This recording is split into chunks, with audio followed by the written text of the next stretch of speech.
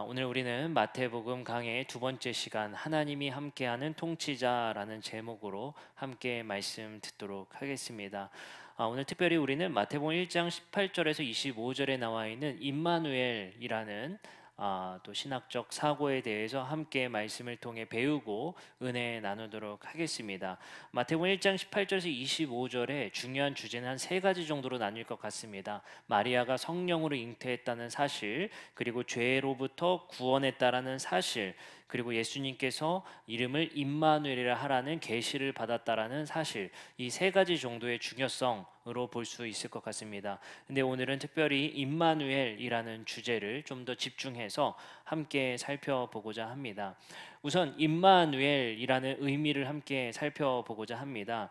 임마누엘이라는 것은 하나님이 우리와 함께 계시다라는 뜻입니다. 이 말씀은 마태복음 1장 18절부터 25절의 말씀에 처음 나온 것이 아니라 이사야서에 나온 말씀입니다. 이사야서 7장 14절의 말씀에 보면 그러므로 주께서 친히 징조를 너에게 주실 것이라. 보라, 처녀가 잉태하여 아들을 낳을 것이요 그의 이름을 임마누엘이라 하리라 라는 말씀은 이사야서 말씀에서 예언하신 말씀입니다. 우리는 그러면 이 임마누엘이라는 뜻을, 그리고 그 의미의 사용에 대해서 알기 위해서 구약에서는 이 말씀 구절이 어떤 의미인지를 먼저 살펴보고, 그리고 마태복음에서의 의미를 살펴보고자 합니다. 구약만 우리가 있었다고 하면 과연 이 이사야서 7장 14절에서의 임마누엘 말씀은 어떤 상황에서 어떤 배경에서 주셨는지 함께 살펴봤으면 좋겠습니다. 이사야서 7장 14절의 말씀은 남유다 아하스 왕 때 이사야가 한 말씀입니다. 남유다 아하스에게 이사야가 한 말씀인데, 배경을 살펴보면 이렇습니다.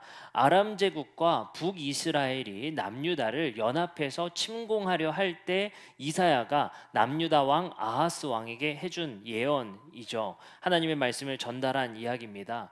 이 배경을 좀 더 심도 있게 살펴보면 우리가 흔히 오해하고 있는 것 중에 하나가 북이스라엘보다 남유다가 더 강대국이었을 거란 생각을 합니다. 왜냐하면 성경에서는 남유다 왕을 칭찬하는 경우는 있지만 북이스라엘 왕은 모두 부패했기 때문입니다. 하지만 이스라엘 땅을 직접 가보면 남유다 땅은 예루살렘이라는 성전이 있는 그 자리를 가지고 있었던 그 중요성만 있었을 뿐이지 땅 자체는 북이스라엘이 훨씬 비옥한 땅을 가지고 있습니다.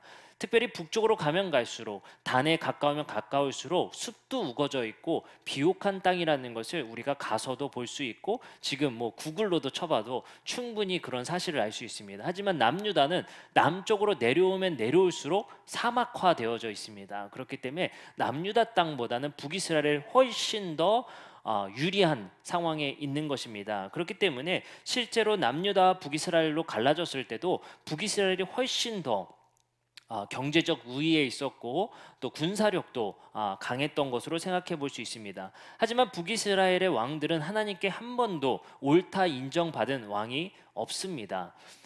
물론 남유다는 요시아와 히스기야 왕 정도는 인정받고 또 그래도 잘한 왕들이 등장하지만 북이스라엘은 모든 왕이 하나님께 징계를 받습니다. 그 징계를 받은 이유들은 대부분 북이스라엘이 세속화되었기 때문입니다. 하나님께서는 처음 남유다와 북이스라엘을 나누실 때는 분명 두 나라 모두에게 기회를 주셨습니다. 하지만 북이스라엘 왕들은 모두 하나님 나라의 길을 걷고 하나님께서 원하시는 그 나라의 길을 걸은 것이 아니라 그 나라 모두 왕권 강화에 집중했으며 그 나라가 세속화되는 길로 걷게 됩니다. 그 세속화라는 것은 제국의 나라로 가기 위한 길을 간 것입니다. 그렇기 때문에 제국의 길을 갔었던 북이스라엘 왕들은 바로 아람 왕과 결탁하여서 남유다를 치고자 합니다. 그래서 영토를 확장해서 노예를 만들어 자기들의 나라를 더 강성하게 하려는 제국주의적 가치에서 나온 일이었을 것입니다. 그러한 상황 속에서 하나님께서는 이사야 선지자를 통해서 아하스 왕에게 이사야서 7장 14절의 말씀을 통해 위로하시고 그들에게 도움을 주십니다. 바로 임마누엘이라 하는 말씀을 주신 것입니다. 하나님께서 남유다와 함께 하실 거라는 말씀입니다. 그것은 무엇이겠습니까? 하나님께서는 제국주의와 저항하여 다투는 나라, 그리고 제국주의와 싸우는 나라, 하나님 나라 가고자 그 길 가고자 지탱하려는 왕들이 있는 나라 축복하시겠다는 말씀이고, 하나님께서 그 나라와 함께 하시겠다는 약속으로 들려졌을 것입니다. 그렇기 때문에 아하스 왕도 좋은 왕은 아니었지만 이 이사야서의 예언을 듣고 한번 싸워볼 만하겠구나, 하나님이 우리 편에 서 있겠구나 라는 생각 가졌을 수 있을 것 같습니다.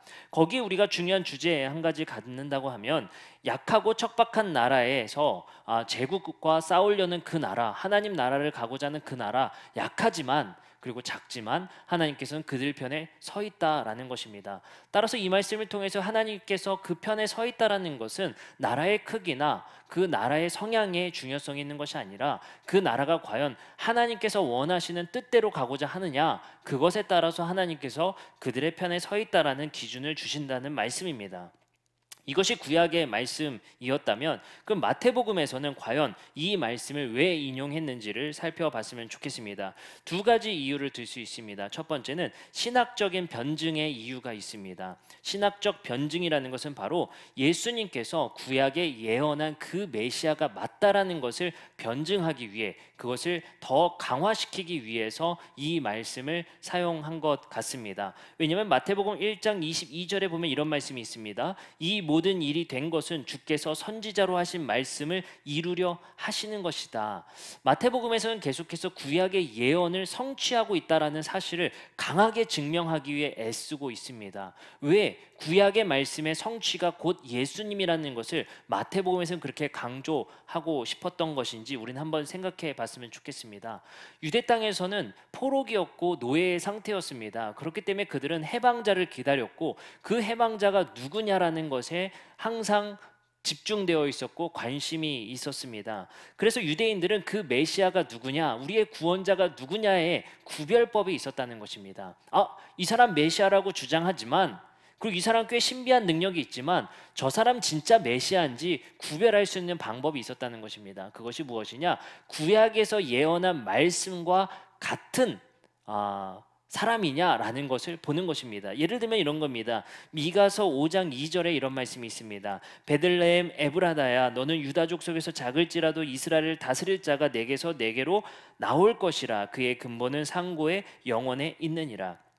미가서 5장 2절은 유대인들에게 메시아 구별법의 굉장히 중요한 구절입니다. 베들레헴, 유다족 속에서 작은 이 베들레헴 땅에서 이스라엘을 다스릴 자가 나올 것이다 라는 것입니다. 그렇기 때문에 유대인들은 저 사람 메시아라고 우길 때 먼저 묻는 것이 있습니다. 너 어디서 태어났어? 너 출신이 어디야? 이것부터 묻는다는 것입니다. 그렇기 때문에 유대인들에게 있어서는 그 출신이 베들레헴에서 태어났어야 그가 메시아임을 구별할 수 있는 중요한 기준이 되게 되는 것입니다. 이것이 꽤 의미가 있는 것이, 성경에서도 이런 질문이 자주 있습니다. 예수님은 이런 오해를 받았죠. 요한복음 1장 46절에 보면 나다나엘이란 사람이 예수님께 이렇게 말합니다. 나다나엘이 이르되 나사렛에서 무슨 선한 것이 날 수 있느냐, 이렇게 말합니다. 재밌는 말을 하죠. 나사렛에서 무슨 선한 것이 날 수 있느냐. 이 나다나엘이라는 사람은 예수님의 출생지를 나사렛으로 오해하고 있는 것입니다. 예수님께서는 실제로 나사렛이 고향이죠. 고향 땅에서 몫으로 꽤 오랜 세월을 지냅니다. 그래서 나사렛 사람들은 다 알 겁니다. 예수가 나사렛 사람이었고 나사렛에서 나랑 땅 따먹기도 하고 오징어 게임도 하고 여러 게임도 했다는 거 다 알고 있는 사람입니다. 우리 촌동네에서 같이 놀았잖아. 그러면 저 사람은 분명히 나사렛 사람이기 때문에 나사렛에서는 선한 것이 나지 않아. 어디여야 돼요? 베들레헴이어야 해 라고 이야기했을 것입니다. 실제로 마태복음 21장 11절에서도 유대인들은 계속해서 예수의 출생지에 대해서 얘기합니다. 무리가 이르되 갈릴리 나사렛에서 나온 선지자 예수라.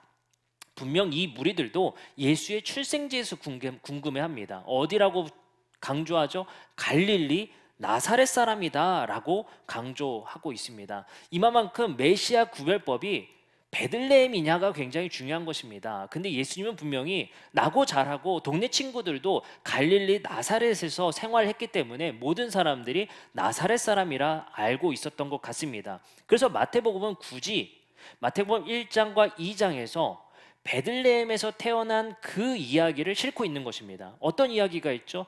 헤롯이 인구조사를 하는 바람에 영아 살해를 하게 됩니다. 그래서 예수가 베들레헴 땅에 급히 도망을 가서 거기서 출생을 하게 되죠. 영안방에서 출생을 하게 되는데 그 사람이 베들레헴에서 태어났다는 것을 증언하기 위해서 그 이야기가 있는 것입니다.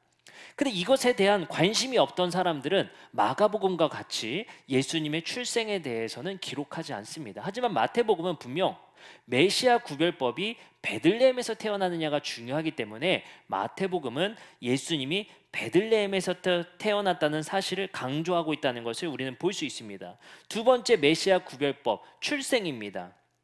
출생. 방금 이사야서 말씀 7장 14절에서 예언된 것 같이 이사야서 7장 14절에서는 분명히 보라 처녀가 잉태하여 아들을 낳을 것이다 예언하고 있습니다. 처녀에게서 아들이 낳아질 것이다 말을 하고 있다는 것입니다. 그래서 마태복음 1장 23절에서는 이 말씀을 담고 있습니다. 보라 처녀가 잉태하여 아들을 낳을 것이다. 그리고 마태복음 1장 18절에서는 부연적으로 어떻게 처녀가 낳았는지를 말하고 있습니다. 예수 그리스도의 나심은 이러하니라. 그의 어머니 마리아가 요셉과 약혼했지만 동거하기도 전에 성령으로 잉태되었다라는 것입니다. 이런 부연 설명이 왜 있을까요? 바로 유대인들의 메시아 구별법이 처녀로부터 잉태되어져서 나와야 그가 진짜 메시아라는 그 구별법이 있었기 때문에 마태복음은 예수가 정말 처녀로부터 출생된 예수임을 증언하고 있는 것입니다. 이런 오해가 실제로 요한복음 8장 41절에 보면 그 당시에 있었음을 알 수 있습니다. 너희는 너희 아비가 한 일을 알고 있다. 그들이 예수께 이런 말을 하게 됩니다. 우리는 음행으로 태어나지 않았다.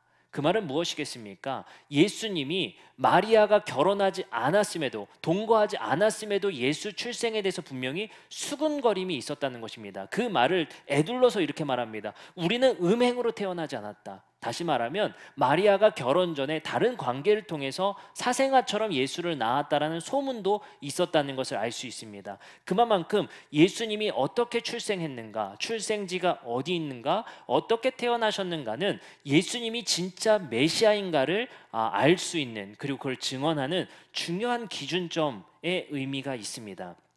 두 번째 의미를 보겠습니다. 교회론적 의미입니다. 이것이 오늘 말씀의 가장 중요한 포인트가 되게 됩니다. 마태복음은 유일하게 임마누엘이라는 용어를 씁니다. 오늘 우리가 읽었었던 마태복음 1장 23절에 하나님이 우리와 함께한다라는 번역으로서 임마누엘이 쓰이게 됩니다. 근데 놀랍게도 마태복음 28장 20절에는 예수님이 이렇게 말씀하십니다. 내가 너희에게 분부한 모든 것을 가르쳐 지키게 하라. 볼지어다 내가 세상 끝날까지 너희와 항상 함께 있으리라 하시니라. 마태복음 28장에 어떻게 끝나죠? 20절에 이게 마지막 말씀입니다. 너희와 항상 함께 있겠다. 그러면 우리가 살펴보면 마태복음 1장과 마지막 28장에 모두 무엇을 말하고 있죠? 하나님이 너희와 항상 함께 있겠다라는 말씀으로 앞과 뒤가 쓰여져 있다는 것입니다. 그리고 중간인 18장 20절엔 이런 말씀이 있습니다. 두세 사람이 내 이름으로 모인 곳에는 나도 그들 중에 있느니라. 여기선 중요한 말씀 무엇이겠습니까? 예수님께서 그들과 함께 있겠는데 두세 사람이 내 이름으로 모인 곳에 나도 그들 중에 함께 있겠다. 그러면 마태복음의 강조점은 무엇입니까? 임마누엘, 바로 그들과 함께 있겠다는 말씀입니다. 그럼 누구와 함께 있는 거죠? 두세 사람이 내 이름으로 모인 곳에 함께 있겠다라는 것입니다.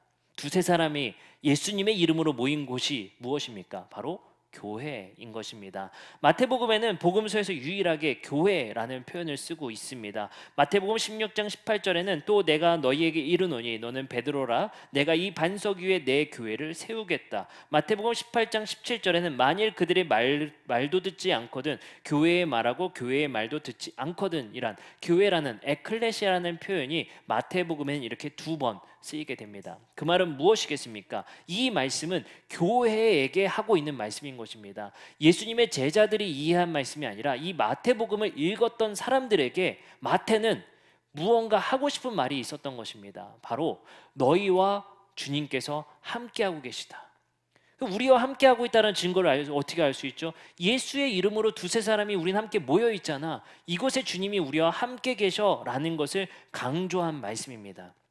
마태복음은 80년경에 쓰여졌습니다. 예수님이 30년경에 돌아가시죠.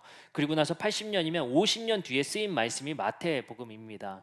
근데 놀랍게도 80년에는 핍박이 극에 달했을 시기입니다. 이방인에게 핍박을 로마 제국으로부터 당하고요. 유대인에게로부터도 기독교인들이 핍박을 당하게 됩니다. 그런 양쪽에 쌓여 핍박이 쌓여 있는 이 샌드위치와 같은 상황 속에서 이 말씀이 어떤 의미이겠냐는 것입니다. 사람들은 생각했을 것입니다. 예수님 다시 오신다더니 지금 50년이 지났어. 우리 할아버지가 분명히 다시 오신다고 했는데 우리 때도 안 올 것 같아. 핍박은 점점 더 가혹해지고 우리의 형제였던 유대인들도 우리를 이단이라 부르고 있어. 우리는 갈 곳이 없고 상업 활동을 할 수 없고 우리는 살 길이 막막해. 근데 주님은 언제 오신단 말이야.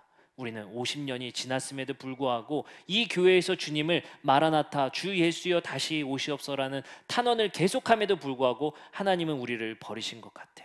주님은 다시 오시지 않을 것만 같아.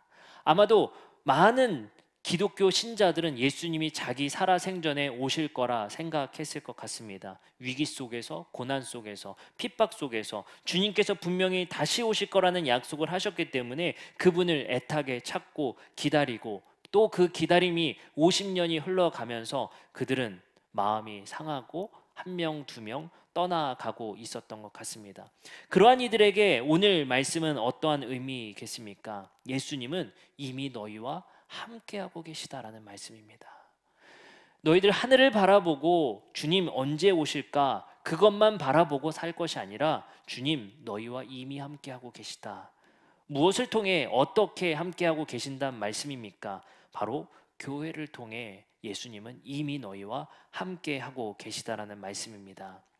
그들은 계속해서 핍박 속에, 어려움 속에 이 마태복음을 읽었었던 독자들에게는 큰 위로가 되었을 것입니다. 마태는 말하고 싶은 것입니다. 너희들 주님 오실 날 기다리는 것 좋다. 그러나 너희들이 모든 것 포기하고 주님 오시는 것, 그것만 기다리는 것이 아니라 주님 이미 너희와 함께하고 계시다. 우리는 두세 사람으로 예수님의 이름으로 이곳에 모였으니 교회라는 이곳에 주님은 함께하고 계시다. 이러한 위로를 마태는 하고 싶었던 것 같습니다. 그래서 마태복음은, 마태 저자는 마태복음 1장에 그리고 28장에 주님께서 함께 하시겠다. 근데 그것도 어떻게 함께 하신대요? 항상 함께 하겠다라는 것을 강조하심을 통해 그냥 막연히 주님 기다리며 사는 것이 아니라 주님은 이곳에 이미 함께 하고 계시다라는 신학적 발상을 그들에게 준 것입니다. 그래서 우리는 이 말씀을 통해서 어떤 의미로 생각해 볼 수 있겠습니까? 구약의 의미를 통해서 보면 하나님은 사막과 같은 남유다, 제국의 길로 가지 않고자 노력하는 이 남유다, 연약한 이 나라와 편에 계셨다라는 것 한번 생각해 봤으면 좋겠습니다. 우리도 세상에 저항해서 하나님 나라 삶 살고자 하는 편에 주님께서 함께 하신다는 것, 구약의 말씀을 통해 우리에게 말씀하십니다. 마태복음의 말씀을 통해 우리에게 주시는 말씀은 무엇이겠습니까? 예수님의 재림만 기다리는 자들에게 예수는 이미 너희와 함께하고 계심을 우리에게 말씀하시고 위로하고 계시는 것 같습니다. 저도 가끔은 그런 생각을 해봅니다. 요즘에 정치 뉴스 보면 참 좋은 뉴스 없는 것 같습니다. 서로 싸우고 부정과 부패의 이야기가 계속 줄을 이어 나오는 것 같습니다. 파도 끝이 없다는 말이 정말 여기에서 쓰이는 것 같습니다. 내가 기대했던 정치인이 실패했을 때, 내가 기대했던 정치인이 배신을 했을 때, 내가 기대했던 대통령이 우리가 생각한 것과 너무 달랐을 때 우리는 실망하고 좌절합니다. 그들은 이렇게 공약합니다. 이렇게 굽은 길, 굽은 나라 우리가 바르게 펴보겠다. 내가 좋은 나라 만들어 보겠다. 잘 사는 나라 만들어 보겠다. 하지만 그들이 펴는 정책마다 오히려 세상은 더 불평등해지는 것 같습니다. 손 댈 때마다 더 양극화가 심해지는 것 같습니다. 우리는 그런 나라 속에서 우리가 기대했던 대통령, 정치인들에게 실망하며 사는 것 같습니다. 그래서 저는 그럴 때마다 이런 혼자의 하소연을 하곤 합니다. 야, 이거 주님 오셔야 끝난다. 주님 안 오시면 이거 해결점이 없다. 그러면서 항상 탄원하고 한숨 쉬듯이 이야기하는 것 같습니다. 야, 이거 진짜 답이 없다 라는 표현과 같은 의미겠죠. 주님 오셔야 끝난다, 이런 표현 쓰는 것 같습니다. 우리의 시대 속에서 이런 표현, 우리가 주님 오셔야 끝난다라는 표현을 쓰지 않지만 우리는 이런 말 잘 쓰는 것 같습니다. 정말 답이 없다. 야, 정말 어떻게 살아야 될지 모르겠다. 한숨을 쉬며 살아가는 이들이 참 많은 것 같습니다. 우리는 모두가 똑같은 문제를 받았으며 그 문제의 해답을 찾기 위해 노력하며 경쟁하며 살아가는 시대 속에 있습니다. 이러한 시대를 마태의 공동체, 마태 복음을 읽었던 교회도 마찬가지였다는 사실입니다. 우겨쌈을 당하고 샌드위치와 같이 유대인들과 또 로마인들에게 핍박을 당하며 야, 우리는 갈 곳이 없고 답이 없다라고 말했던 자들입니다. 그 가운데 주님께서는 분명 이 말씀을 마태는 예수님의 말씀을 가지고 마태의 교회에게 분명한 선포를 했던 것 같습니다. 주님은 이미 너희와 함께 하시고 주님이 우리의 해결책이다. 주님이 우리의 답이다 라는 것을 말을 하고 있는 것 같습니다. 그러면 저는 이런 의문을 갖고 있습니다. 그렇다면 교회를 통해 예수가 함께 하신다는 것은 어떤 의미이겠냐는 것입니다. 바로 교회가 예수님스러워야 된다는 것입니다. 그래야 많은 성도님들이 그리고 우리의 이웃이 예수님과 함께함을 느끼고 체험할 수 있는 것입니다. 우리는 기도를 통해 예수님을 만나고 인격적으로 만날 수도 있습니다. 하지만 주님은 교회를 통해 예수님 함께 하신다는 것을 체험할 수 있다고 말씀하시는 것입니다. 교회가 예수스러워야 합니다. 예수스럽다는 것은 무엇이겠습니까? 가난한 자, 약한 자, 아픈 자, 병든 자와 항상 함께 계셨고 그들과 함께 주무시고 함께 식사하셨습니다. 교회가 예수스러워야 된다는 건 무엇입니까? 화려한 교회 짓는 것 아닌 것 같습니다. 우리 교회가 오히려 냄새와 악취가 진동하는 교회 되어야 할 것입니다. 왜냐하면 우리 교회에 가난한 자가 많아야 할 것이고 예수님스러운 것이 바로 그런 것이기 때문입니다. 예수님은 가장 낮은 곳에서 태어나셨고 가장 낮은 자리에서 죽으셨습니다. 우리 교회가 그러해야만 할 것 같습니다. 그래야 우리의 이웃이 그리고 우리가 예수님이 이 교회를 통해서 함께 하신다는 것 느낄 수 있고 체험할 수 있을 것 같습니다. 교회를 통해 예수님의 살아계심을 느낄 수 있는 곳이 되어야 되지 않겠습니까? 그리고 조금 더 그것을 우리가 알기 위해서 체험하기 위해서 교회만큼은 세상보다 더 바라야 되지 않겠습니까? 조금 더 정직해야 되지 않겠습니까? 정의로워야 되지 않겠습니까? 그러한 곳에 위로가 있는 곳이 되어야 하지 않겠습니까? 우리가 예수님스러워야 된다는 것, 그것은 바로 이 교회를 통해 예수님이 함께 하시겠다 말씀하셨고 이미 함께 하심을 우리에게 말씀하시기 때문입니다. 그래서 저는 이런 고민을 해보게 됩니다. 교회가 예수님스럽다는 것, 어떻게 우리 교회는 해 나갈 것인가 고민해보게 됩니다. 우리 교회가 예수님스럽다는 것은 우리가 계속해서 세상의 문제에 씨름하고 세상에서 이탈되고 세상에서 낙오한 이들을 끌어줄 수 있는 교회 되어야 할 것 같습니다. 이번 추석 명절에 우리 당회원, 우리 장로님들과 장로님들의 이름으로 우리 권사님들께 추석 명절 선물을 이렇게 드렸습니다. 그래서 저는 이런 생각을 좀 해보게 됐습니다. 우리 권사님들 6, 70년 평생을 이 교회를 위해 애쓰고 수고하신 분들입니다. 근데 이분들 사회에서 세상에서 어떠한 평가를 받고 어떠한 삶을 살고 있는지 우리도 생각해 보아야 하고 돌아봐야 합니다. 그것은 무엇이겠습니까? 우리나라에 점점 더 은퇴자가 늘어나고 노년 인구가 증가하고 있습니다.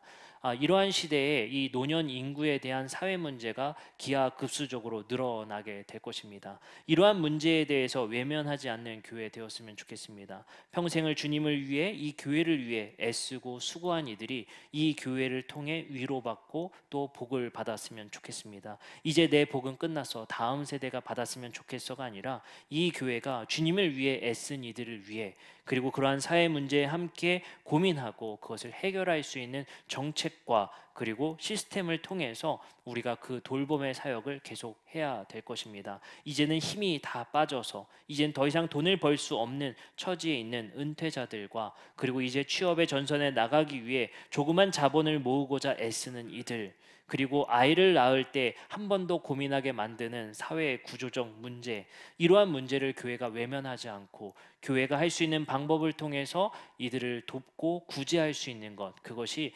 예수님스러운 교회 아니겠습니까? 예수님스러운 방법 아니겠습니까? 우리가 이러한 교회 만들어 갔으면 좋겠습니다. 그래서 이 교회를 통해서 우리 교회는 예수님의 재림만 하늘을 보며 탄원하고 탄식하는 교회 되지 말고 지금의 삶에 집중합시다.